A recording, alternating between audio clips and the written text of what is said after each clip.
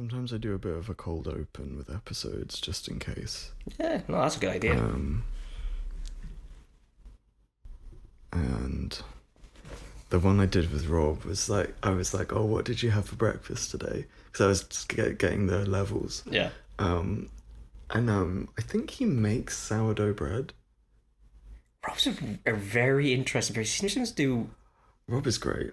quite different things. Yeah, he just, yeah. Because I remember from his Very lectures, he would always interesting. start at one point and then end on a completely different note Yeah. from where he started. And Yeah. I was like, wait, what was the original topic of this Yeah. of this lecture? Yeah, he'll be giving a lecture about like systems theory, and then it will be something completely.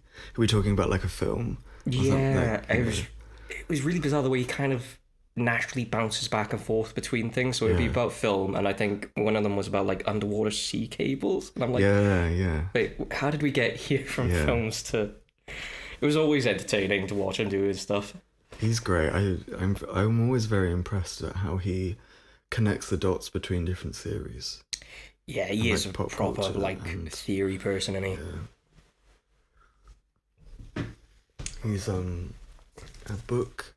He's written a chapter for a book, and yeah, doing that process. Oh, that's cool. I think it's. He does yeah. a lot of quite stuff like that. Writes chapters for books, doesn't he? Yeah, he's written a book chapter previously a couple years ago, a few years ago. He never really says what the title of the book is because he always says, "Oh, I've written one." I was like, "Can you tell me what the book is called so I can try and find the damn thing?" Yeah, he I think he has like a brief sort of bibliography, biography of him as a lecturer on the Okay. uni website. Oh, I'll have to look that up. Because like, I was researching his intro, and yeah, that came back. Yeah, he's great. Can't remember what I was talking about now. Oh, cold open. Yeah, that's what it was. Yeah. Yeah, great. He had peanut butter on fresh sourdough bread. I was like, that's a great breakfast. Making sourdough bread, that's a lot. I mean, I made bread maybe once or twice, and I absolutely hate it because it takes so fucking long, and just letting it rise. And if it doesn't, it's buggered. It's a really good way of teaching yourself to just be present and to slow down. Oh yeah. You know, because you have to say like, oh, okay, I've done the work for now. I'm gonna go. You have to let it wait and rise. And Yeah, it's like and you have to be quite patient with it. Yeah. It's a good metaphor for life. It is. Life is like sourdough bread. I Life like that. is like sourdough bread. Wow. I like that. I've just seen the builders are in, so that's fun. There's going to be some background noise. But I mean, last time it was roommates and traffic.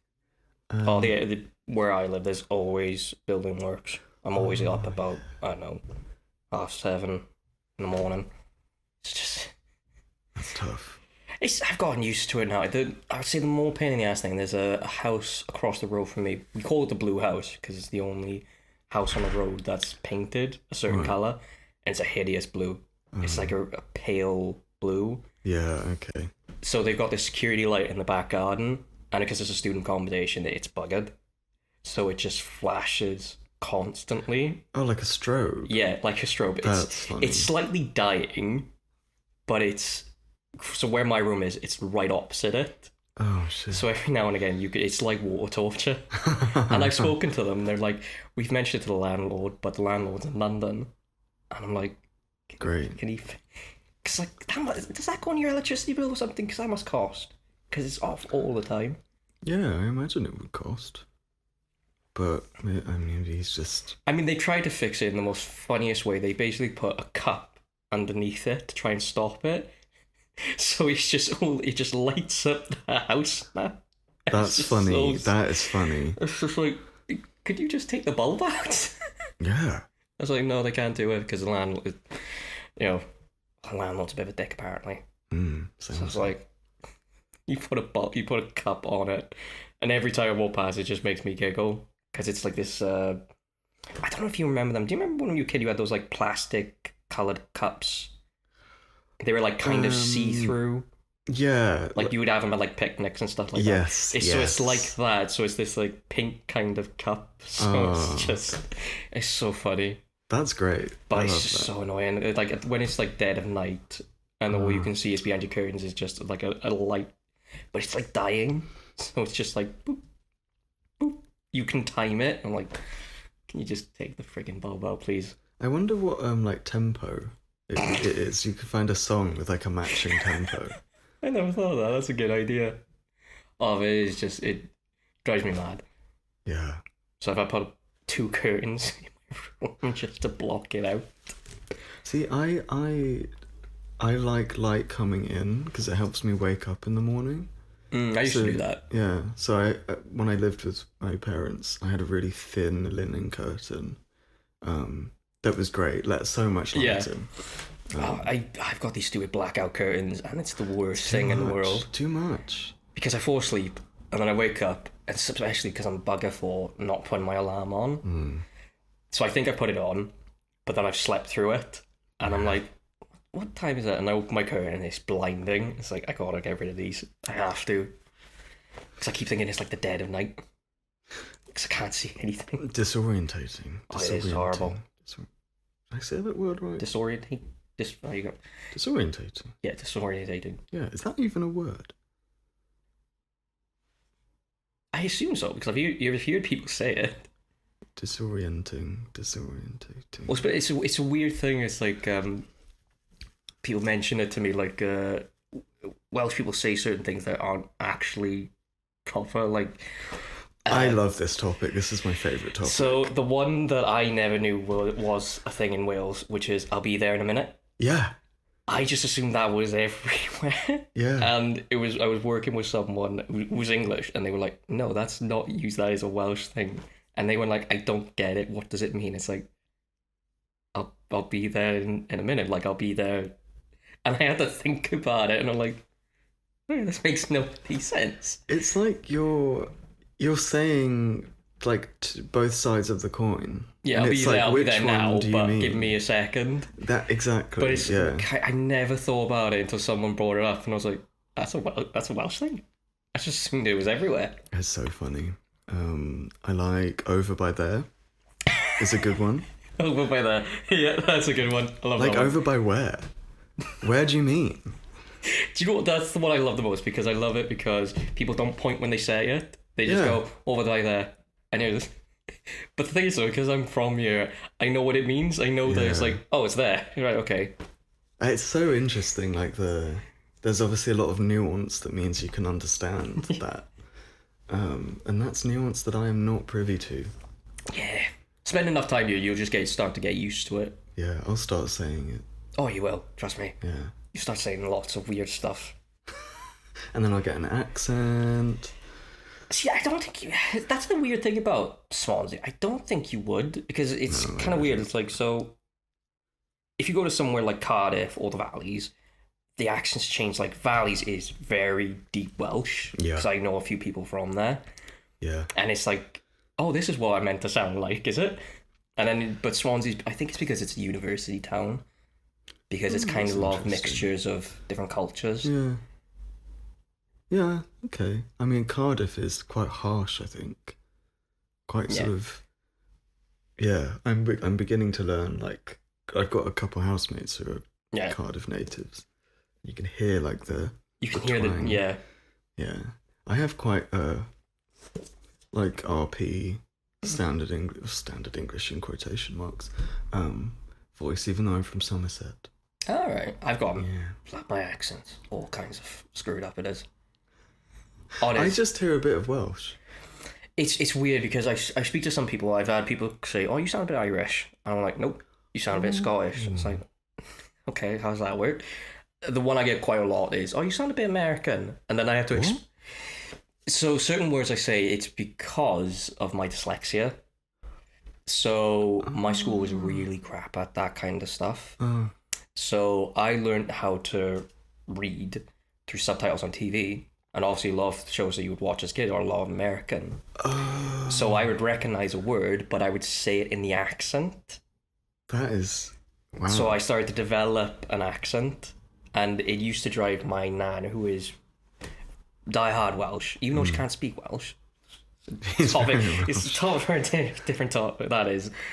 But it used to drive her up the wall. She was sometimes like, get rid of that accent. And I was because I couldn't hear it, but everyone else could, and everyone just assumed I was American.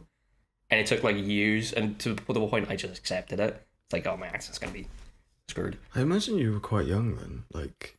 Yeah, so when I got diagnosed with dyslexia, I think I was like 4 or 5 years old. Oh, they picked it up really early then. No, my school did not. I had to have a private thing because my school was adamant that I didn't have dyslexia. They were...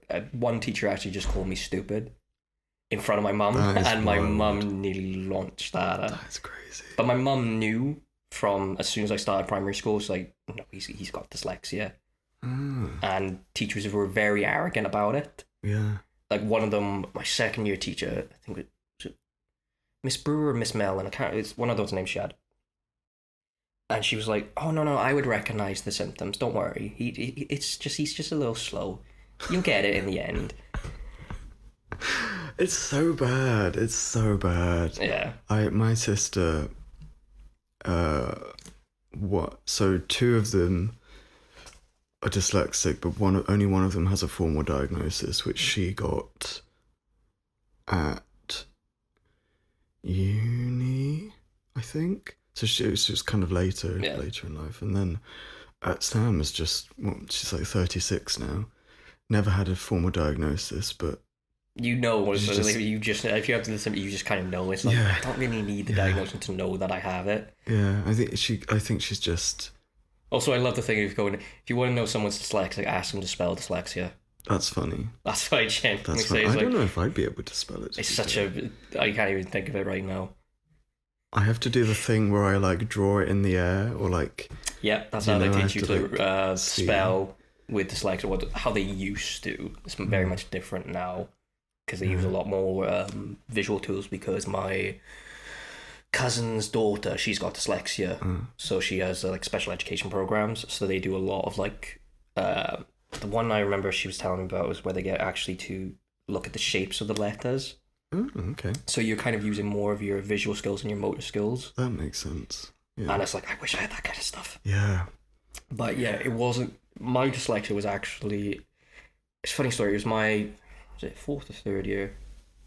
I think it was my third year, and it was a teacher that just come off the course, and we were her first class. Oh. And to get an understanding of everyone, she made everyone do like a spelling and reading test. Right. And at the end of it, she pulled my mum to the side and she went, I think Louis might have dyslexia. And I remember my mum broke down crying because she tried to fight my school so hard for me to get diagnosed. Aww. But she was like, unfortunately, school that can't afford to diagnose him, so I had to go private. But it was worth it though. I mean, I remember I had to do special education programs, and they were kind of a mixed bag. They were. Right. The way it kind of works is the way it used to work is you do a lot of repetition work. So they would give you like these booklets, and you would have to like draw out the letter A constantly in a dot-to-dot pattern. It was fucking pain in the ass. Sounds quite condescending. It was really horrible. Like I had to go to reading club, and I absolutely hated the reading woman there because she was very she was condescending. She was like, "Oh, you must know that word." And it's like, I'm in this club for Christ's sake. I can't. I'm just it's a pain in the ass. And I would always pick up. This is actually something we can talk about on the podcast. It's how I actually got into illustrating, because I would always pick up picture books. Oh. And it would really annoy her because it was simple for me to understand, but she kept saying, "Oh, you're not challenging yourself." It's like, yeah, but this is my way of doing it. So that's kind of how. I love that you said like that's what we could talk about on the podcast, but we have been recording for 14 minutes. Oh, we surprise! Hey, there we go. So I guess I should probably actually do the thing. Welcome to Armchair Artist. I am Oliver Kirkham. Our guest this week is a digital and traditional illustrator based in South Wales. His unique drawing style and emotional subject matter communicates sensitive topics with compassion and relatability. Welcome, Louis Burrows. Thank you for having me on. I'm very excited. Yay. So how did you get into illustration? Well, that's a great topic, that is. So, like I said, I got into illustration through picture books because of my dyslexia. Yeah. So I would understand the pictures, then I would understand the words more because it's just something in my brain clicked. So basically, I'm not very academic. I was never sporty as a child, but patterns, shapes, colours made more sense to me than those kind of things, so I just tended to gravitate them. And also I kind of blame my dad for this, and you'll be listening to this as well, so hi, Dad. So I grew up in a house full of books, but my dad, who's also a massive nerd, sorry, Dad, so he always had like graphic novels and stuff like that in the house, so I would always end up just looking at them, and just something in my brain just clicked when looking at the words and then the pictures. So I would end up, like most children, drawing things. So I would end up trying to copy the images. Oh, okay. I was never tracing or anything. I would try and get it, like, everything to the same image, so it had to look the same. Just through that's how I got into illustration, was great. Through my dyslexia. But there was a brief period in my life where I actually quit. So that's when... So I only recently got back into illustration about 2020, so just about when the lockdown kicked in. So... How long had you been not drawing for before that? So... I'd been drawing for most of my life, so... Okay, I can fast forward to this a little bit. So I went to a comprehensive... And again, like I said, I wasn't academic, but I always gravitated to more like drama classes, music class, and like art class was my kind of thing. So I ended up doing a lot of those things for my A-level. But my A-level time was also around when my depression first started coming in. So I've always had anxiety. I've always been like an anxious child. But my depression started to kick in right around that time. So I was cutting classes. And I wasn't getting on with like teachers and stuff like that at that point. Right. And I ended up leaving. I tried to go back. That was the worst point because basically everyone I had known had left. So I had to start midway through with a bunch of people I had never met. Yeah, that's tough. And it was really difficult.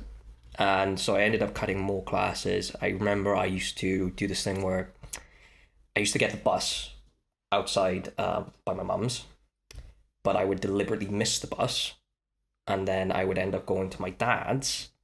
And then around maybe 2:30, 3 o'clock, I would get back on the bus. And then I would go back to my mum's and pretend that I went. My mum knew. She knew what I was doing. So I ended up cutting a lot of classes, and the school rang us up once. Well, they rang my nan for some reason, and my nan rang my mum, and she was like, "What's going on? What is Louis in trouble? What's happening here?" And then we had to explain to my nan what's going on with me. So my mum got hold of the school, and they were like, "Unfortunately, we don't think Louis is going to make it to the exams. We don't think he's capable. He's missed too many." Which was kind of a good thing because I wasn't enjoying the classes. And so it was kind of like a weird period of my life. So I just said to myself, okay, I'm not going to do these for the rest. I'm just like, no, I'm not going to do this. I quit. So I ended up just bouncing around for a long period. So I went from job to job. So I worked in a few bars, or I ended up working with my dad in the kitchen. So that's what I did quite a lot. Right. Yeah, and it wasn't until 2020, in the first start of the lockdown, that I started getting back into everything. Gosh, so not I mean, 6 years is like a decent amount of time, Yeah. but in the grand scheme of things. But it's nice that it kind of found you again. It found me in a weird way because I think, like a lot of us during the lockdown, we were all kind of just sat in our homes, kind of bored. Yeah. And I remember going through a cupboard one day and I found my old secondary school. Like, I mean, did you ever do like art in comprehensive? Oh, yeah. You know those big see-through portfolio things that they used to give you? The classic, yeah. That were really horrible and you had to carry them everywhere. Yeah. And yeah. So I found that and I started looking through everything and I found my old sketchbook and I was like, Amazing. oh yeah, I remember doing these kinds of things. Yeah. And then I just started doing it again through the lockdown. I remember I would look up like YouTube tutorials, how to use pencils properly and mark making and all this kind of stuff. So weirdly, like illustration and art kind of saw me through COVID. And then I remember having a conversation with, it was my sister and my mum. We were having a conversation, like one of those like really deep conversations where they're like, what are you going to do with your life? Because we know you're not enjoying working in a kitchen.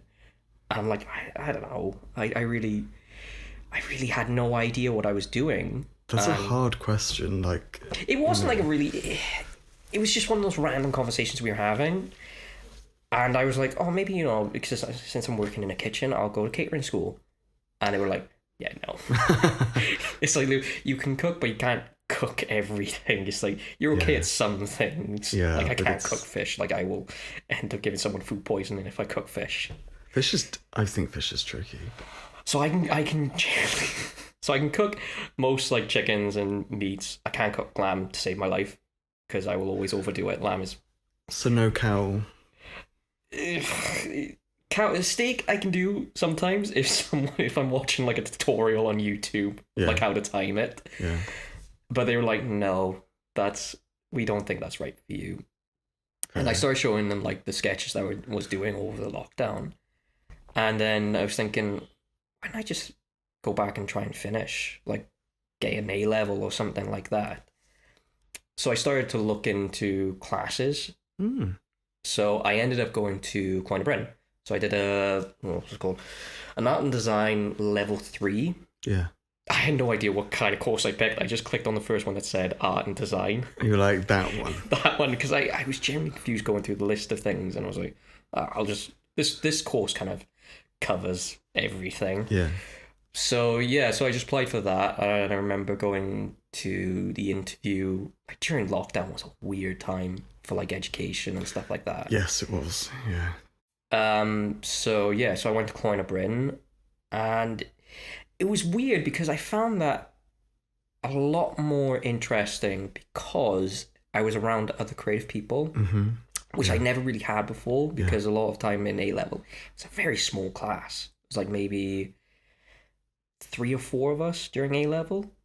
Wow. Yeah. That is small. Yeah, so going to Coin Bryn and having a little bit of a larger class and meeting a lot more really talented people, I was like, I'm really enjoying this. I'm really enjoying talking to people. Yeah. And because at that point in my life, I was virtually a hermit. Like I was avoiding social situations because of my anxiety at that time, which I was slightly aware of, but I just used to put it down to, it's COVID. Do you feel like you at that time had the kind of language to describe that? No. No. I just used to say, I'm just anxious. Or the one I just used to say a lot was, I'm just antisocial. Oh, interesting. That's what I used to say a lot. Like, well, no, I'm not antisocial. It's my anxiety was holding me back. Yeah. So I went to Coin Bryn, and I remember I had a lecturer there who was really very enthusiastic about my work, and it was something I never really had before. Right. Was a teacher being really like encouraging. Yeah. Nothing against A-level and stuff like that, but it was like that was my first experience of a teacher going, I think you could actually do this. It makes such a difference. And it was because I had no plans to go to university. Right. It wasn't on my radar. Right. And she was like, no, why don't you look into it? Look into a few courses. So I looked into like Cardiff, Met, and there's obviously Swansea. So I was looking through the programs, and so I ended up doing a lot of the interviews. But in my mind, I had this thing, and I remember saying this during my mock interview. They're not just interviewing me, I'm interviewing them to see if we click. That is such a good philosophy for those kinds of interviews. Because I thought like I'm going to be spending like 3 or 4 years with these people, so I wanted to see if there was like a click or something. So I did the interviews. I never did the Met one because they did not accept me. So I was like, okay, fair enough. So I did Cardiff and I did Swansea. They were really great, and the reason why I picked Swansea was my interview was over Zoom. So this was obviously during COVID, so obviously where you couldn't go in. Right. So it was with 3 of the lecturers, and I had never used Zoom before, so I couldn't find how to turn the mic on. So there's just me darting my head back and forth trying to find the mic, and it was just so funny. And yeah, when I started speaking to them about like my portfolio at that time, which was it was really rough. I'm not gonna lie, it was full of like college stuff and fan art and stuff like that. I mean, that's like, yeah, that's just what you've got at that age, I guess. And well, I was actually older than most people. I was 20. I'd say it was 23, 24 when I first applied for uni, and so yeah, it was really funny, and it just stood in my mind. I'm like, okay, I'm gonna go to Swansea, and yeah, it was one of the best decisions I've ever made going to Swansea. It really was, because I got to meet not just the lecturers, but a lot of other, like my year that I was with, a lot of fantastically talented people. Yeah. And that kind of made me want to raise my game a little bit. It's like, these people are fantastic. It's like, okay, all right, I need to try and, I need to be like on the same level as some of these people. Yeah. So yeah, and yeah, that's how I got back into illustrating, was pandemic, then just doing random sketches. Yeah. There was one I used to do a lot, was I used to sit by my window and just sketch what was outside. Oh, okay. Because that's all I had really, was just the windows and the outside world. So, and they were like, they were really terrible sketches. I still keep that sketchbook with me as like a little reminder of like where I first started.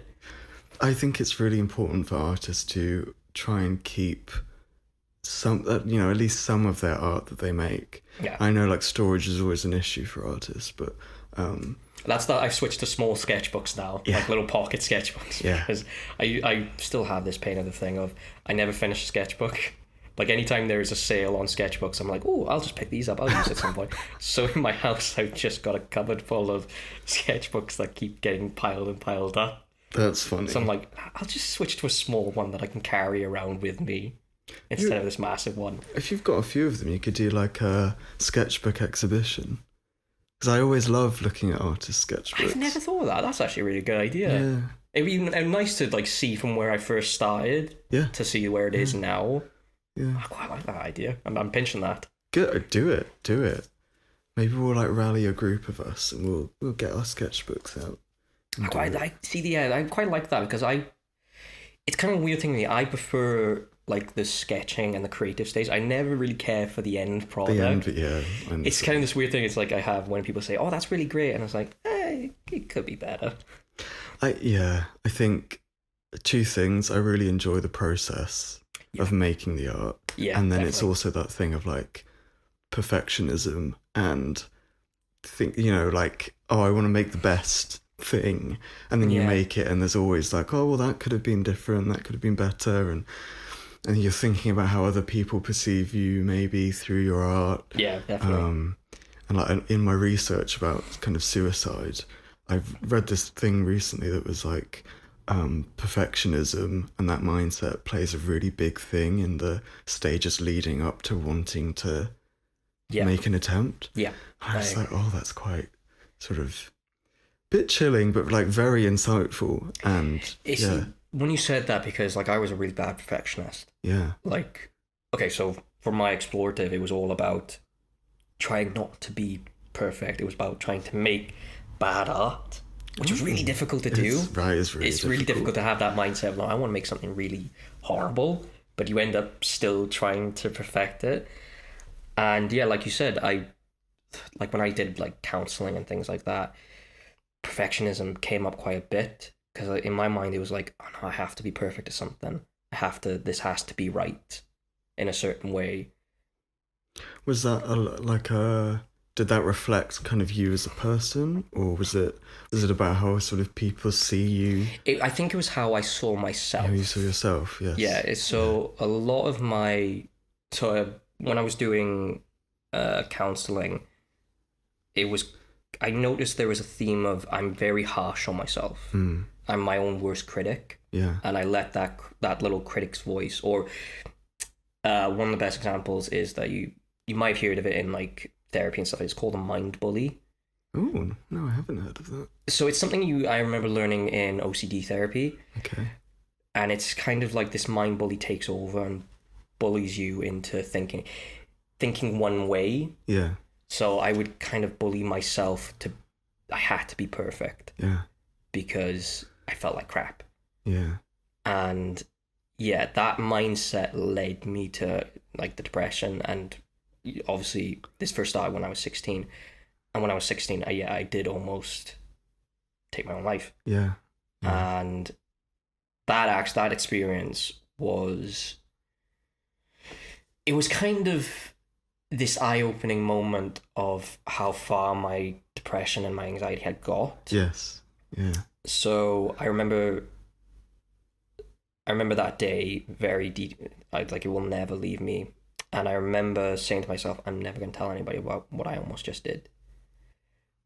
I was just going to keep it a secret to myself, because I think this is kind of the awful thing about mental health is that you do feel sometimes a little bit ashamed of it. Oh, completely, yeah. Like you don't want to admit to it. It's not just admitting it to others, it's admitting it to yourself that you needed help. And it was the next day, and I was in an awful way. Yeah. Like I unfortunately learned to have this really bad habit of putting everything in a box inside myself. So I put this mask on of smiley happy, but inside I was crying. And I remember I was in the car with my mum, and I broke down crying. And she was asking me, what's wrong? You can talk to me.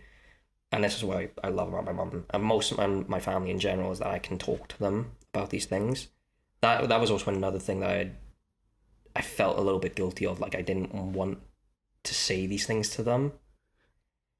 As in, like, you thought they might be burdened. Yeah, like I didn't want to be like, that was like one of the recurring thoughts that I kept having is I don't want to be a burden on people. Yeah. And so I told her, and this was like the first experience of trying to like kind of get help. So I remember going to the doctors and speaking, and obviously because I was still underage, so my mum had to come with me. Okay, yeah. And I didn't really have the best experience with that, because I tried to explain everything that was going on, like so I kept having like intrusive thoughts, and my thoughts would be kind of repetitive, but they kind of put it down to the stress of school and stress of like my parents' divorce and all that kind of. I was like, no, that's not the issue here. There's something going on in my head. And this was a GP that you went to I'm not quite sure. I don't know if it was a GP or like a counsellor they had on staff. Sure, yeah. I can't really remember, but I remember going in, and I remember being a nervous wreck. I remember walking into that room, and she asked me like, "How old are you?" And I was like, "Oh, I'm 16." She was like, "Oh, unfortunately, an adult has to be in the room with you. Well, if we want to continue this." And I kind of broke down crying in front of her. Mm. And thankfully my mum came with me, so she came in the room with me. But I remember them giving me some like techniques and like ways to relieve stress, like mindfulness techniques and breathing exercises, which I tried to do for numerous years. But if I'm being very honest, I just learned a very awful lesson, which was I learned how to hide it better. Yeah, interesting. So I just went through life just stuffing it in a little box.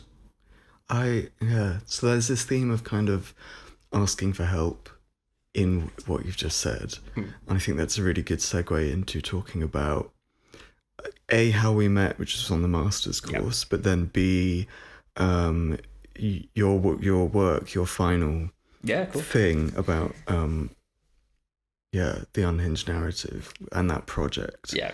Because I really like the sentiment at the end of that, which was all about kind of asking for help.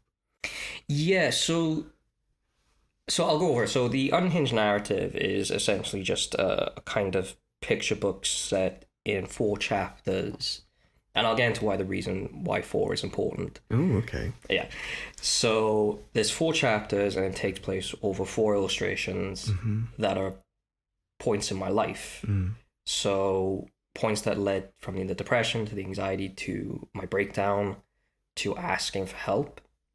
Now, the reason why it doesn't technically have an ending is because I'm still doing that kind of work. Yeah.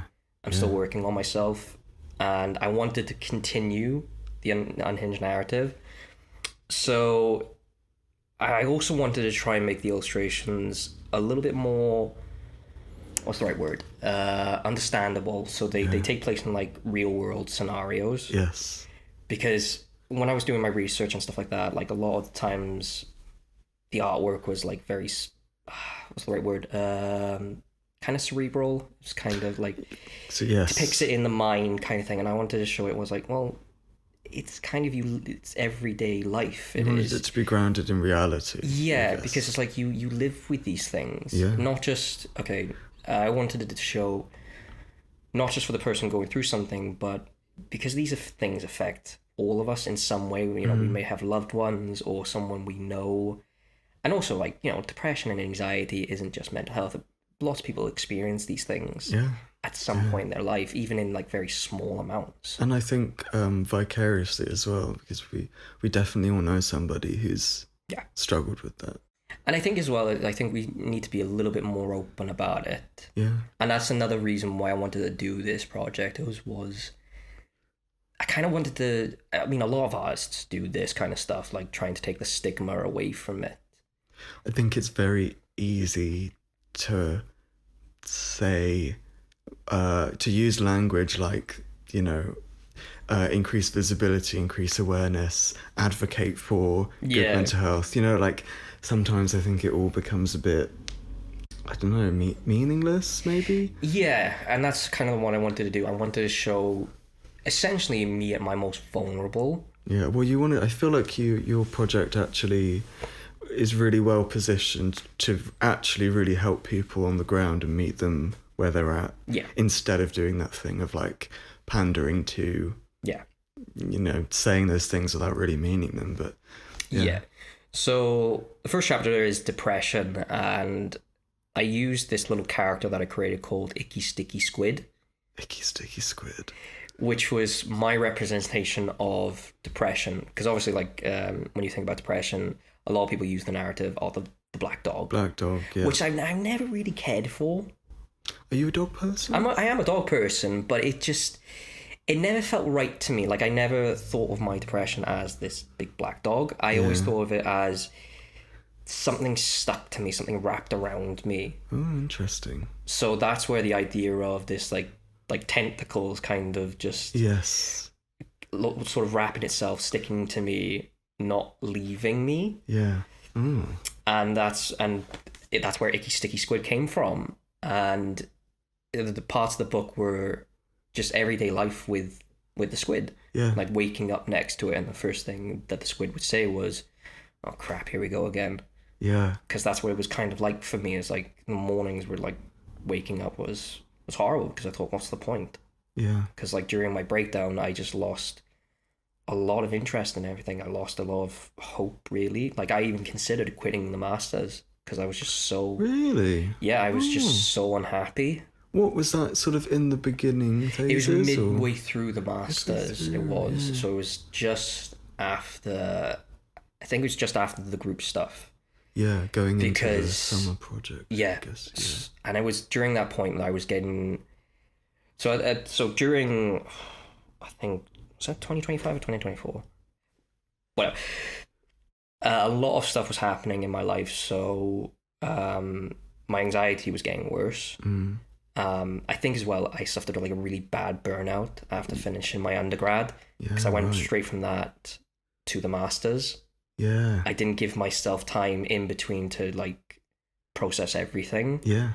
Because I stupidly did this thing of, I really enjoyed the undergrad. I enjoyed like meeting people, working with people, being around other creatives. I wasn't ready to go back to like my normal life, like that loneliness. So I thought, I'm just gonna go straight into the masters. I'll be fine. Not expecting how heavy the masters to be, and how like, because obviously I did full time, so how intense it can be. Yes.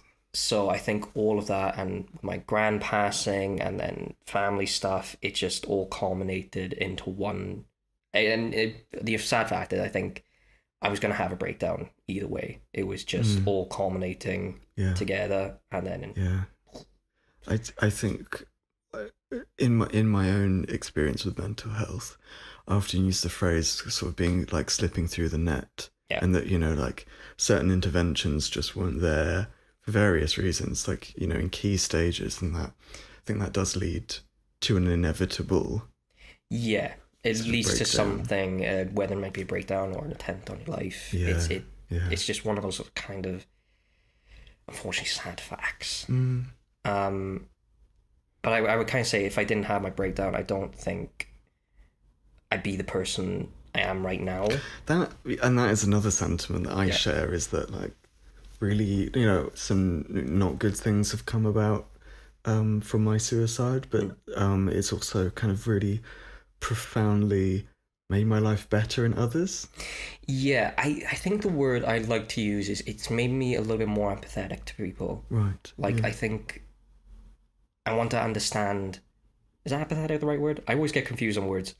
Empathy. Empathy is like you can feel what others are feeling. Yeah, and it just made me want to understand people a little bit more, especially like people who have gone through the similar things as me, or kind of gone through the ringer of mental health. And also, mental health doesn't just have to be anxiety and depression. It can be such a wide thing. Yes. Yeah. And so, I think it's made me a little bit more like, I want to understand people a lot better now.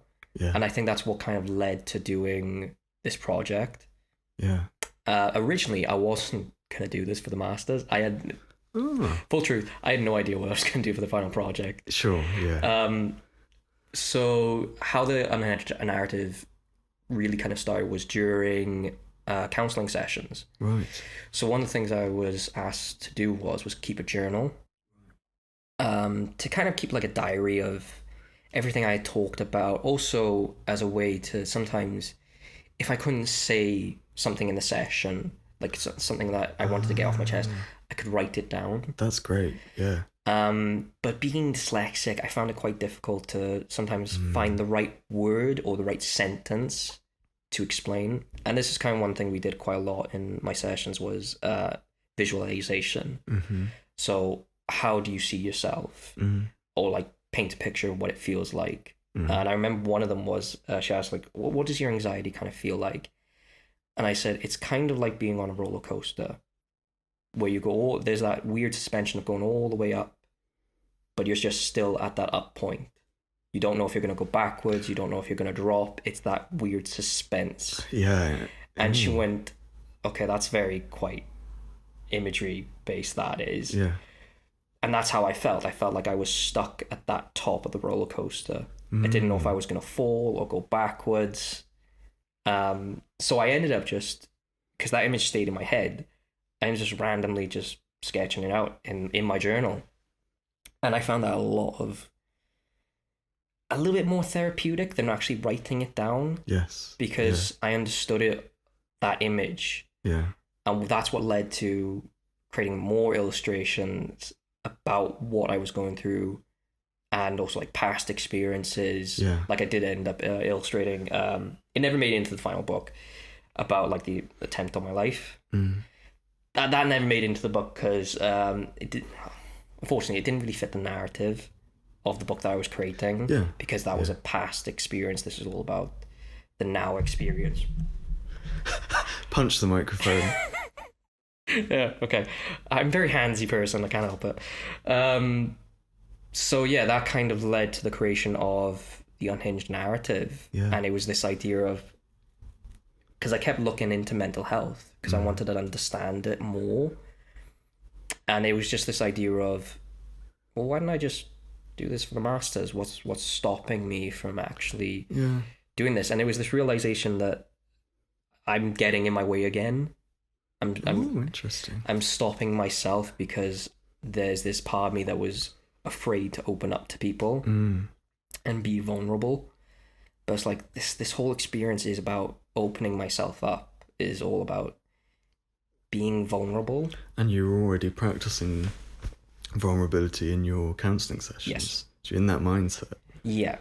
And so that's just where this idea came from, to do it for the masters. And I'm so glad that I did. Yeah. For one, I think it's a great way of me seeing where my work has come. And also, the one thing I struggled with as being an illustrator is figuring out where I fit in the artistic world. Oh, interesting. Because one thing you kind of learn on the undergrad is like, what part of the industry do you want to go into? Right. Do you want to do editorial? Do you want to do freelance? Do you want to work in concept? What is it that you want to... See, I know nothing about... Like, this is all foreign to me, being a fine art background. Okay. I think the two disciplines are quite different. So in the third year, you kind of learn a little bit more of the industry and like what directions you can go in. And I wanted to work in like TV and film and like behind the scenes kind of stuff. Okay. I just did that because I thought, oh, that sounds cool. I want to try and do that. Yeah. In reality, it's quite hard to get into. And yeah, I just struggled trying to figure out my place or like what direction my work was going in, because the sad fact is I never felt a connection to my own work. I always just felt like, oh, I'm just making illustrations. I'm making funny little drawings. But there was no like emotional connection to it. So doing this work felt a lot more... It was like a light bulb moment, like, oh, I feel a lot more connected to this, and because I'm more connected to it, I think other people were responding to it. I feel like we're more similar than maybe we realise, because I also felt like for many years I was doing the same kind of thing of like making work that I couldn't really get behind, and then the work I made during the masters felt the same, like... Which was really great, by the way. Thank you very much. That wasn't me fishing for confidence, I promise. I go on. You were talking about... Yeah, okay. So yeah, it just basically was a light bulb moment, and I was like, why don't I just do this? It's my final year. Let's just go for it. I mean, what's the worst that could happen if I do this? I think it sounded like quite a natural, it came from it was a natural progression from having that counselling, drawing, you realising like this is maybe a way of processing it. Asking for help. So, and it allowed me to be a little bit more present with myself. Yeah. So when I was working, because I tend to think of anxiety and depression. So anxiety likes to make you fearful of the future because you're very anxious, you're apprehensive, you're uncertain. And depression kind of likes to keep you rooted in the past, in mistakes and failures and in fear, kind of. Yeah. And they kind of pull at both of you, tug you in different directions, but you're never really present. And I think by doing the journal, it just allowed me to be more present with myself. Yes. And to actually think about what it is that I'm actually going through. Yeah. And to visualize it. Like when I created Icky Sticky Squid, it was like, okay, this is what it looks like. For the people at home, so Icky Sticky Squid is this sort of black, inky, tentacly... It technically doesn't have a face. It's kind of this... I thought it... it has like these like eyes that kind of move up and down kind of things. Yeah. So it doesn't... It's kind of this shapeless kind of squid. I need to make a note to maybe put some pictures of the book on the Instagram. Yeah, no, that'd be brilliant. Pictures. So people can like actually see. I was meant to post a lot more about it, but I'm awful for posting stuff on social media. I really don't. I think it's kind of annoying how a lot of the visual arts has migrated to social media. It's kind of this. It's for me. Sometimes it's a bit like I don't want to create work just for social media, like just to post it. Yes. Because I feel like that's just going to lead to a bit of a burnout. Thinking, oh, I've got to post every single day. Yeah. It's like, well, I'll post when I've got something, or if I just have a random sketch in my sketchbook. Well, let's just put it on there for now. This morning, I was like, thinking, I should do a story for the podcast Instagram I have, and like spent a good 5 minutes trying to get a good photo. I think that's the worst thing about it, was trying to figure out how to get the right photo, the right angle, and I'm like, I'm just gonna take a photo of it because I'm like, this is just way too much brain space for me right now. Yeah, 100%. You're very good at talking though. And you do a very good I'm better at it now. Description. What do you think? I think I'm better at it now since going to counselling and actually communicating. I feel able to talk, if that makes sense. Yeah. Because in the past I would not have been able to do it. I don't think I'd be able to do this. Yeah, okay. But yes, I think through going through counselling and doing like talk therapy and things like that, and like CBT, cognitive behavioral therapy. Yeah. Doing that just allowed me to be a little bit more talkative. Yeah, and I think in that process you learn the language of mental health and how to kind of describe your feelings and all of that stuff. And I think language is really empowering when you give people language they can use to describe their internal world. Yeah, it unlocks the ability to get help. Yeah, once you find the right words to say, then it just unlocks so many doors. Yeah. So that brings me all the way back to the unhinged narrative. Woo. So the second chapter is all about anxiety. So it was all about just creating illustrations that best represent what anxiety is like. So there's one illustration that sticks with me quite a lot, and that's what if. So it's these kind of busy little kind of bees that kind of buzz around my mind. So this is kind of related to my intrusive thoughts, which led to OCD therapy, which I never thought that I might possibly have. Yeah. So this kind of led on to like learning a little bit more about OCD. So you can have like physical OCD. So sometimes it could be touch or cleanliness, but you can also have upset. You can just have it in your mind. Is that the one where it's like I need to turn the light on and off 3 times or my family will die? Yeah. So that's kind of like that's kind of the physical compulsion. Yeah. Sometimes you can have just the compulsion in your mind to do a certain routine. Oh, okay. So this led to why it takes place in 4 chapters with 4 illustrations, is because that is my OCD. I count 4 times. Okay. I was never aware of this because I remember learning this technique, which was to count my fingers when I was having anxiety. Yes. And that led to a compulsion in my head of doing it. That is so ironic that something that's supposed to help you then turned into... Yeah, so what it ended up happening was I would count and then I would feel a little bit alleviated, but then that intrusive thought would come back in. Right. Or a new intrusive thought. And then I would end up doing 4 and 4 again. And it was kind of this vicious little cycle that I was going in. So kind of like when you do OCD therapy is that you learn to kind of take a pause and think about, okay, why am I... What's the thought? Yeah. Like, is it based in reality? Am I fearful of something?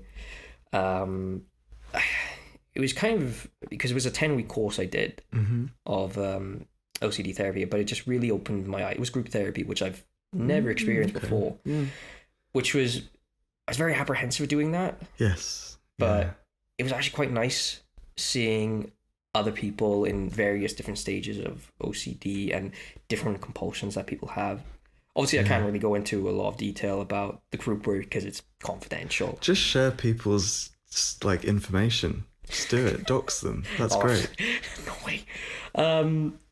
So I'll just dox myself. I will. So yeah, my OCD is kind of like moral in nature. Okay. So it's a bit like, best example I can give is everybody has intrusive thoughts. Most people just don't acknowledge it. But with me, sometimes I get stuck on that thought. So say now you were at a crossing and someone was waiting next to you, and a thought would pop into your head of, what if I push that someone into the road? And you'd have that thought. Most people go, that's a weird thought. Why did I have that? And do you know what I think?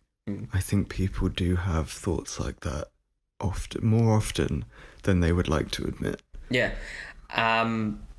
So that's an example I would have. But in my head, I would get stuck on that thought. Right. I would go, why did I have that thought? Is there something wrong with me? My God, am I a bad person? Yeah. Because I was always raised to just be a nice person, to, like help hold the door open for someone, that kind of thing. Yeah. And that's kind of the weird thing about OCD, is that it kind of switches your morals. It kind of makes you think like a different way about yourself. Yeah. Like, am I really a bad person? Like, there's lots of different forms of OCD. There's not just the ones that people know about. Obviously, like cleanliness is probably the one that people know a lot more about. You can have like religious OCD. Religious OCD? So sometimes you would have an intrusive thought that would go against what you were thinking or your belief, and then you would try praying. Oh. That's like an example. You can have sexual OCD. There's lots of different ones like that. And it was just like, you can also have something called puro.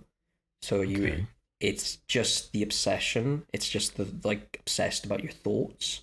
Oh. There's lots of different forms of OCD, which was really interesting to learn about. Yeah. Because obviously my only introduction to OCD was just kind of what I saw on TV and films, or like when people would say, oh, I'm a little bit OCD. Yeah. Like, I like things a certain way. It's like, that's kind of true, but not really true with OCD. I think it is a bit of a misrepresentation. Yeah. And so, yeah, that was very eye-opening. So that's the reason why there was 4 and 4 in there. So that was in reference to me learning about OCD.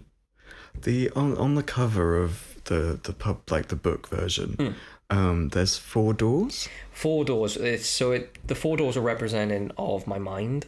Ooh, so you're entering snapshots of my mind. So I don't know if anybody picked up on this. I never told anyone this. It was just see if people This understand. is an armchair artist exclusive. So the illustrations themselves are done like Polaroids. Okay. So the underneath part is the white section with the writing on it. Yeah. So they were snapshots into my mind. They were snapshots into... Thank you for that. Love it. Into like memories and experiences. Yeah. So that was the idea for 4 and 4. And the doors was to just see into my mind. Yeah. Originally, I had this grand idea for it, and I was speaking to a lecturer about it, of actually having the doors open in the book. I would have loved to do that, but time-wise, it's like, I don't have time to do that. I would love to see a pop-up book version.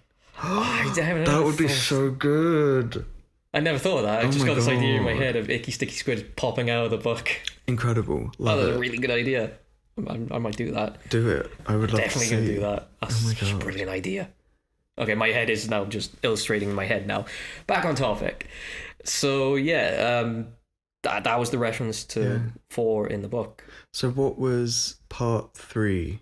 Part 3 was about the breakdown. Yeah. So that was all about the feelings I was having and how they represented to me. So there's 2 illustrations, and I'll also put these up on my Instagram as well.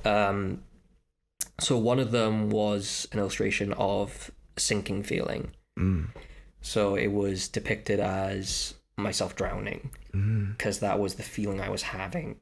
It just felt like everything was getting on top of me. Everything was suffocating, and I couldn't breathe.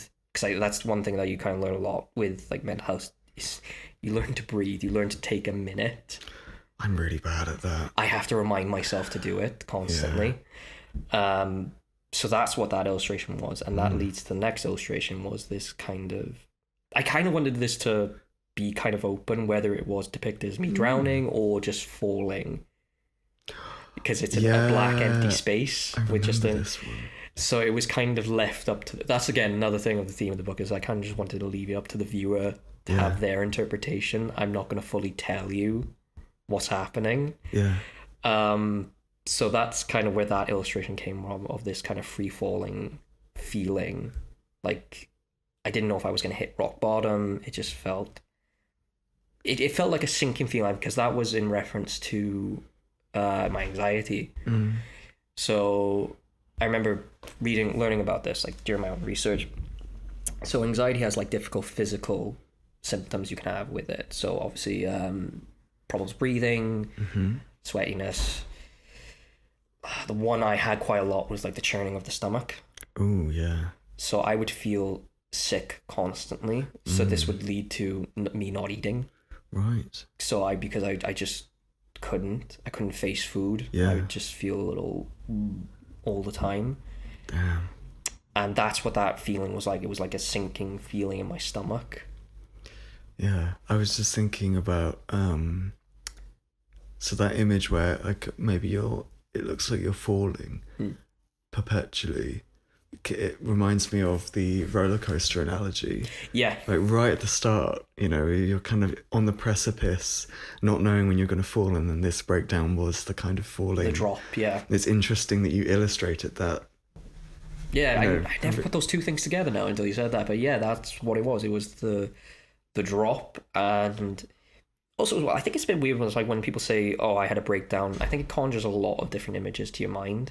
Yes. Because a lot of people think it's like, oh, you kind of lose it, you go a little bit out of control. For me, I went quiet, which is very unlike me. I went internal. Yes. So some days I would just kind of sit and just keep everything inside and just let everything churn over. And the breakdown was just basically, it was just me just telling my mum and my family and my mum, my dad and my sister, like, there's something not right with me. There's something not right in my head. I'm constantly worried. I'm constantly sad. I'm constantly overthinking everything. Like, my brain just was in overdrive, and it just wouldn't stop. It was a bit like, to use a visual image, it was kind of like your foot was on the accelerator. Yes. And it just kept going and going, and I couldn't take my foot off. Yeah. And I had to learn to take my foot off the brake, but not very rapidly, to do it slowly. Yes. I think that's the key thing with mental health, is that if you kind of have to take your time with it, because it is kind of work. It is a lot. It's definitely, and it's a practice. It's a process over time, like we were saying right at the start of the episode about your project. It's kind of open-ended because you're still working on it. I'm still working on it. I'm also, as well, I still have anxiety. I still have depression. I still have my bad days. Yeah. I still have anxiety. They're things that are still part of me. The difference is now I have the tools to better handle it than I did before. Yeah, that motorbike was really... it was a quad bike. You'd be surprised. They appear quite a lot in Swansea, quad bikes. Yeah, you did. Every now and again you'd see a quad bike. What is that? Sorry to interrupt you. I just had to kind of address that. Yeah, you'll see that quite a lot in Swansea. Damn. Yeah, so that's what kind of this whole thing was. And in the last chapter was all about saying the word help. Yeah. Which I think is a very powerful thing to say. Yeah. Not just saying it to others, but actually saying it to yourself. And I think that's the part I struggled with the most, was saying it to myself, accepting that feeling of I needed help. Yeah. And that's what that chapter was about. Yeah. And there's one illustration that comes to my mind is there's an illustration of me hugging just this faceless shape. Yeah. Which was kind of in reference to sometimes you have to be kind to yourself. As much as my anxiety and depression I was really harsh on myself. I was overly critical. I had to try and be kind to myself, which was really difficult to do. and actually say to myself, it's going to be okay. Yes. But actually believing it this time. I think self-compassion can seem really like a really foreign concept. Yeah. And really like, how do I do that? What does that even mean? Like, yeah, and it's like we're all human at the end of the day. Yeah. We're all very complex beings. Yes. And I think sometimes we can be quite harsh on ourselves, especially if we mess up or something like that. And I think just being kind to yourself is a really difficult thing to do sometimes. How did you learn to practice that? Oh, that's a good way to segue. I learned that just by over time in speaking and just saying to myself, okay, why am I overly critical of myself? Why am I overanalyzing this situation? That you can just take a minute. It's okay to have, like, if I had a bad day, I would feel really bad about having a bad day. That's just such a weird loophole to have, that is. But actually saying to myself, okay, you're having a bad day. Yeah. That's okay. There's nothing wrong with that. Yeah. It's going to pass in time. Yes. It's going to feel horrible. It may not feel like it's going to end, but it will pass. It's okay to feel that way. And that's how I kind of practiced kind of self-care, was just saying to myself, it's okay. Yeah, it's like that self-soothing practices. Yeah, definitely. And like what works for me might not work for someone else. I think that's kind of the weird thing about mental health, is that there's different ways of doing it. Like talk therapy, messing up my words now, might not be for others. Yeah. CBT might not be for everyone. But yeah, CBT did not work for me personally. You also have things like exposure therapy. There's lots of different ways. I think it kind of the weird thing about mental health is that it's kind of like trial and error. Yes, I'd agree with that. Yeah, I mean, even down to if you decide to take medications for. I'm on medication actually, and I was really adamant that I didn't want to, because I think sometimes you hear a lot of like horror stories about taking medication. Like I remember the one I remember looking at was, it can make it worse.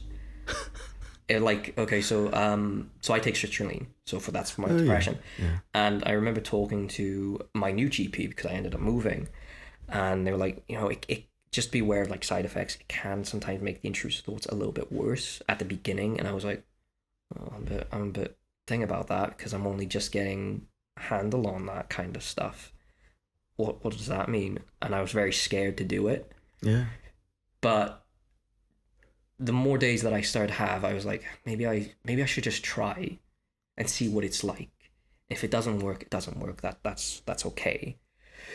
So I started on sertraline, and then I take propranolol, which is anxiety medication, but that's kind of when I need it. Yes. If I'm feeling a little bit anxious, it's kind of the weird thing. I don't know if medication's kind of a weird placebo effect. It's like I take it as I'm thinking, is this actually working? Or am I thinking that it's working? Yeah, I moved on to venlafaxine in 2023, and that's quite a potent what's the word? Antidepressant. That's it. And I know that's been really good for me. And then I take a mood stabilizer, and that's the one that I'm like, is this working? Is this just like powder pressed into a tablet form? But I don't know.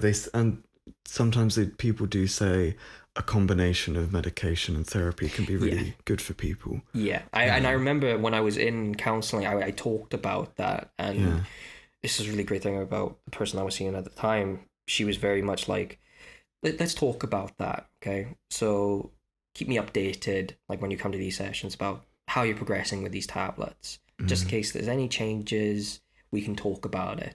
Yeah. Which I thought was really great. And it's like, okay, that's alleviated a little bit of the anxiety that I'm having, is that I can talk about these kind of things and the worries that I have about taking medication. Yeah, great. So I started taking medication, and I think it takes the edge off, like you said. It helps just even things out a little bit. It's not dare I say, it's not a cure.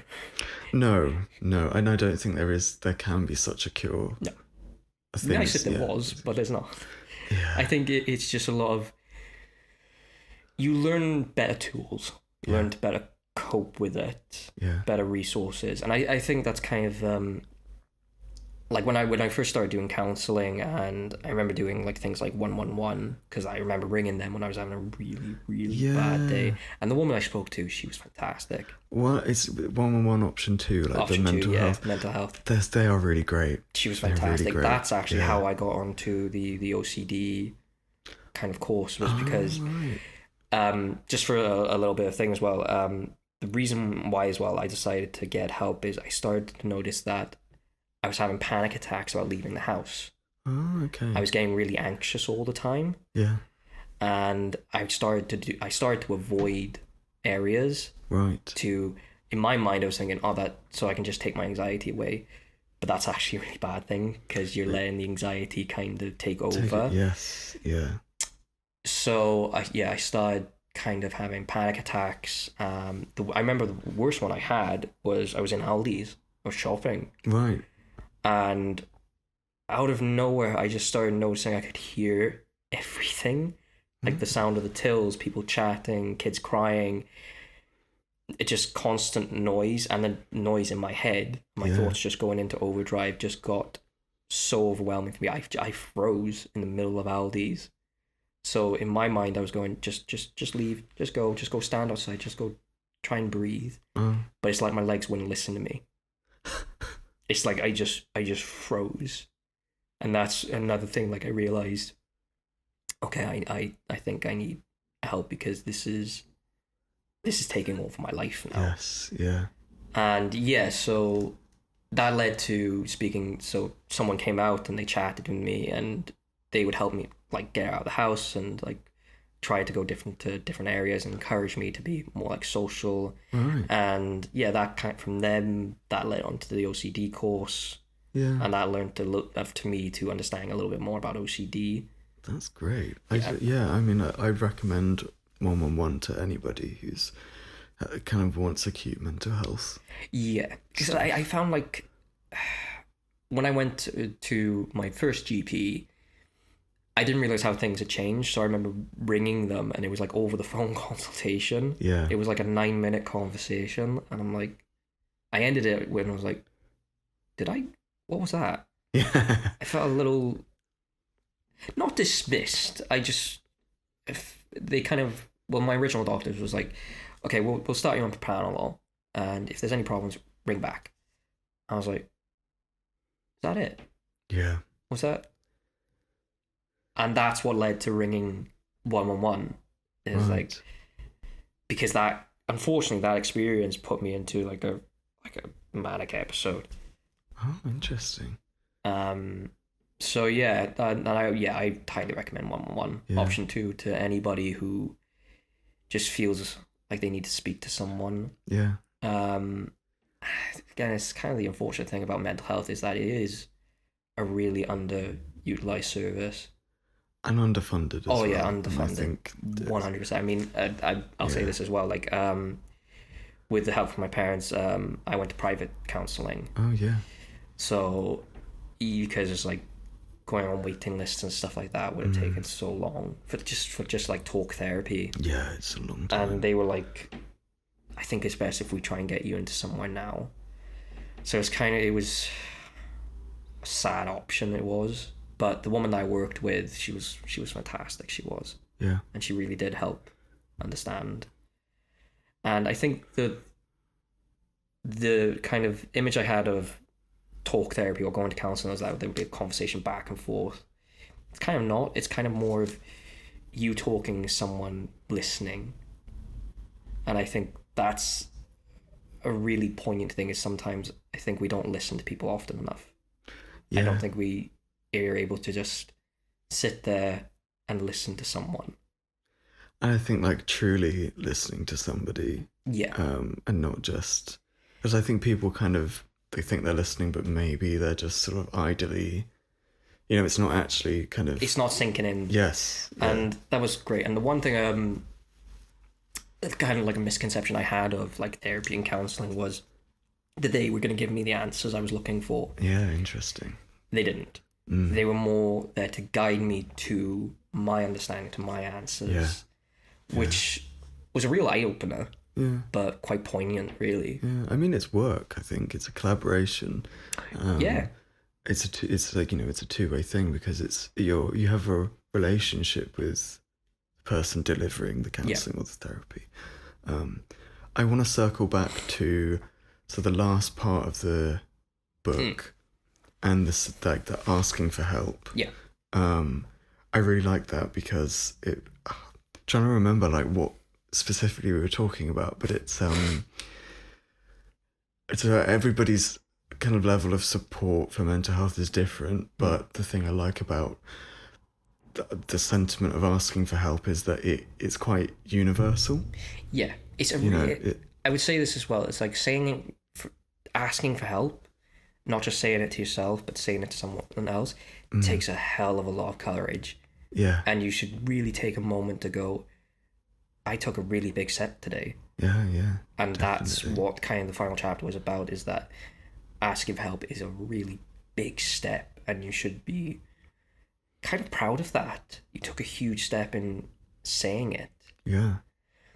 And that's why I kind of left it not open-ended, but kind of the next chapter of everything. I really like the way you left the book, because I suppose it did have an ending in terms of the narrative of the book. Yes. But there could definitely be more follow-ups. And that's why I wanted to leave it like that, because this is something I want to continue doing. So like, I wanted just to continue that narrative. And that kind of led into my report of for the listeners. So we have to do like a report after this for the masters, where we kind of write about what we did, was successful, and the conclusion. But I didn't really do a conclusion. I left it as kind of an epilogue, because I said, well, I wrote, I can't really conclude this because this is still ongoing work. I think it's a great, like, art therapy is a great way of understanding yourself, but also communicative. And I just couldn't end it. I couldn't bring myself to actually say, oh, this is the conclusion. Everything's great. Everything's fine. This narrative has ended. I couldn't bring myself to actually do that. Yeah. One of the questions I was thinking to ask you was, I think that project for you has quite clearly been really cathartic and helped you to unpack and process your experience. And I think, I don't know, part of my ongoing reason for doing this podcast is to establish ways in which art can help mental health and people get in touch with mental health. Yeah. And I wondered, like, sort of your thoughts, particularly around like the practice of drawing, maybe. You had any thoughts about how art can help mental health or can be used? I would say this as well. When I've always believed that anybody can draw.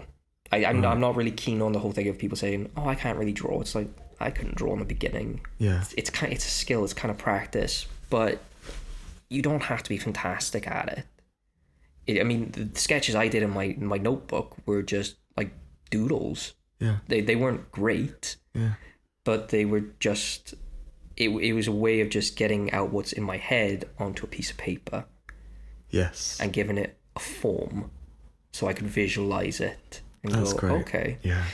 But I think also art therapy doesn't have to be drawing. It can be any creative practice.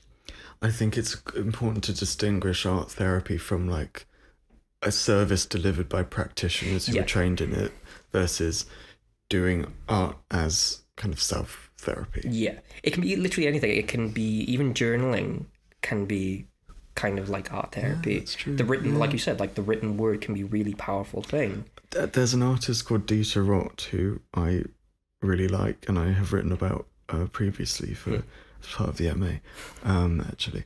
And you look at his sketchbooks and a lot of them are quite sort of autobiographical, they're really rooted in like his everyday life and just kind of what's going on around him, but they're also he annotates photos, he colors things in, he's drawing, and the written word becomes kind of part of his signs and symbols for his art. That's so I think cool. there's a lot of I like that. That's really interesting. That is. Yeah. And that's why I usually say, like, drawing works for me. It could be something different for someone else. It could be, I don't know, it could be knitting. It could be a literal colour book. Yeah. It's all about bringing you into, like, the present moment. Yeah. Bringing you to that moment, being centred with yourself. Sorry, my stomach is crumbling. I hope my kids aren't picking that. It's getting to that time of day, and I felt mine go earlier. I hope the mic didn't pick that up, because that was a proper gurgle, that was. I think you've got the more sensitive microphone, so it might do. Oh, great. It's fine, I'll edit it. Oh, wonderful. It'll be fine. Differentiating between art therapy and people who practice it, because that was kind of another thing that led in my research, was how kind of art therapy is a little bit of a niche in the world of mental health. Yeah. I'd never realised that. Who was that? I was talking to a practitioner about delivering art therapy and training to be an art therapist. It's very specialised. It's very specific. It takes a long time to... Yeah, and that kind of led me into thinking, like, that's kind of a little bit what I want to try and do now, in my own kind of way. Yeah. Learning about art therapy and how it can be delivered, I think, in a little bit more of a communicative way. Yeah. I think, because that's kind of the weird thing I found with mental health, is that there is a community that you find through it. Yes. Because obviously the one thing I remember hearing a lot was, you're not alone. And I don't know why I never really cared for it. I was like, it's in my mind, it's like, I know I'm not alone. I know there's millions of other people out there, but I never met anyone who was going through something or had been through something. But during this process, I did end up meeting people because of it. And there was kind of this weird reassurance that, there are other people. There are actually other people. It's not just something someone says to make you feel better. Yeah, I think it's until you actually feel that you're connected to a sense of community, where it can actually be quite helpful. Yeah, definitely.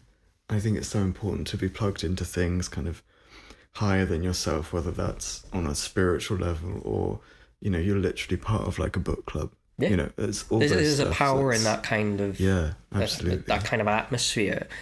And I think that's one thing I really enjoyed about university, and one thing I'm going to miss the most is being around other creative people. Yeah. And that kind of that atmosphere. Obviously there's lots of like different creative places around Swansea, but you're around it every single day. Yeah. And there's like a comfort in it. Yeah. And there's definitely a part of it I'm going to miss. Yeah. Towards it's all come to an end now, which is a weird thing to say about the MA. Felt like it would never end. Yeah, it's all good things, I guess. That old adage. I thought of something and now I instantly forgotten it. I can't remember. But it's probably quite a good time to move on to the segment. Okay, go on. Whoa. Segment time. I need to do like either get a soundboard with like a cool sound or like a theme tune. Okay. But is it art? This is the part of the show where we critique a piece of modern or contemporary art to understand how and why it can be called art. Okay. So today we're talking about your fisherman sketch, which is really great. I really love it. Yeah, Fisherman and Friends. Fisherman and Friends. I did request this one because when I saw it on Instagram, I thought it was really, I don't know, something just got me about it. Maybe it's the slightly kind of worn out, tired look on the fisherman's face, which I resonated with. So how did this, a picture of this will be on Armchair Artist Instagram and your Instagram as well. But how did this kind of come about? So, funny story with Fisherman and Friends. So this is kind of a little mini project that I'm doing at the moment. I'm kind of one of those people who need something to kind of do on their times off. So I was walking from Wyfram, so I was returning books. Yeah. And I was walking along the front. And out of nowhere, I just felt this kind of... this dribble pass down my face. And I'm like, what the hell? What was that? I put my hand to it, and it was seagull crap. And thankfully, I was wearing a hat. Fortunately, that hat is ruined now. And it was just kind of this weird idea of I'm walking past the docks, Burgess craft on my head, and I just started thinking about seagulls and like kind of fishermen and kind of illustrations around that, and all these ideas kind of started popping into my head. Yeah. And sometimes I just get like this. There's an image in my head. It's like, I've got to get home. I've got to sketch that out. Yeah, I've got to try and get that out of my head, because that's just going to stick with me. That is. Is there? So I'm looking at the picture now. Mm-hmm. Am I right in thinking that the seagull that's on the right hand shoulder of the fisherman has it pooped on it? Yes. So there is a superstition that if a bird poops on your shoulder, that's good luck. I hate that superstition. I think it's quite nice. It's quite nice, but if you look closely, you notice that there's a lot of poop on him. He is kind of covered, yeah. That was kind of the idea of it, that he carries around this bucket and this seagull just won't leave him. And he just at this point, he's just accepted that it's going to poop. Yeah, that is really funny. So that was the idea about it. I just wanted to make something a little bit comical, and I kind of like, I'm really bad at this, putting like little details in that you can't really see until you kind of zoom in. It's great. It's I really like. How would you describe your illustration style? So for people who are listening to this and can't see a picture of it, that's a very good question. How would I describe my illustration style? Wonderfully mad. Wonderfully mad, but it's purposeful. Yes. And it's detailed and it's very clean. Like that's one thing I had to accept about my illustrations, that they have a very clean look to them. For years, I tried to mess it up. I tried to add like pencil and like texture to it, because I thought that's what kind of people wanted to see. They wanted to see the texture of an illustration, but especially like towards the end of the masters, I just kind of accepted that's just how I illustrate. Yeah. And me fighting it just kind of led to me not doing a lot of work. I would just end up procrastinating on lots of different things. Yeah. So I just kind of like, this is how I illustrate. This is the way I do it. It's like, I'm gonna accept it. I like doing it.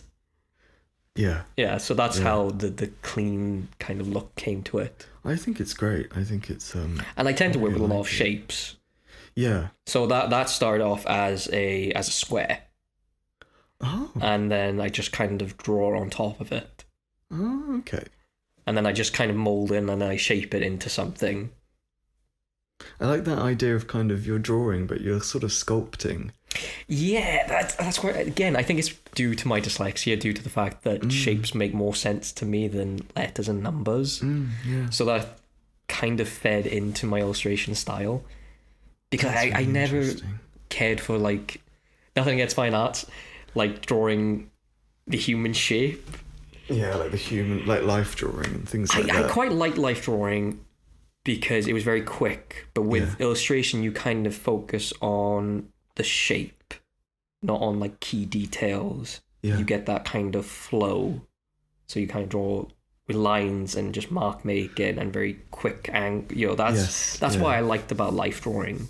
And that's just kind of fed into my work of just using triangles, circles, squares to build the human shape, and then ended up just kind of warping it a little bit. Yeah. So if you notice with the illustration, like, he has massive arms but these really teeny tiny legs.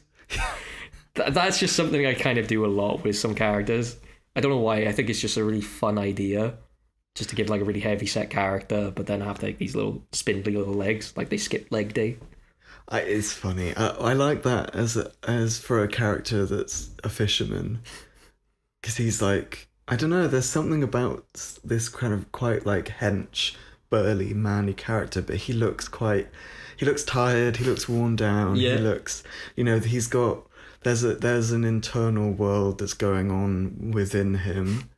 And I really like how that is communicated through the form. Very interesting. Oh, I can't wait to see what you do, in the future. And me too. I really hope you think about a pop-up book. I really like that love idea, to see because that. my head right now is coming up with all little different ways that could work. Yeah. I have no idea how to do a pop-up book, but it would be very fun to try. Yeah. So and yeah, it's I'm fun definitely to play around with the mechanics of that. Sorry, I'm thinking now, and my head is just going into different places where it could go. It's great. Right. Okay, so I think we're going to wrap. Cool. I think that's a really great place to leave it. We're talking for an hour and a half. Wow. It's pretty good going. Yeah. That's great. Yeah, so thank you for being here. It's my pleasure. It's It's been absolutely so fun. good to learn more about you and your practice. And thank you to the listener for listening. You can find me on social media at Ollie Kirkham, where I post about my practice. Armchair Artist Pod is the podcast Instagram, where you'll find pictures of Louis's work and other things. So go check that out. You can email me at armchairartistpod@gmail.com. Where can people find you, Louis? So you can find me on Instagram. So it's lou.the.illustrator. Great. You can email me at louisburrows35@gmail.com. Great. Stunning. We did it. Hey, did that it. was really fun. I enjoyed that. Good. Okay. See you in 2 weeks' time. 2 weeks. Brilliant.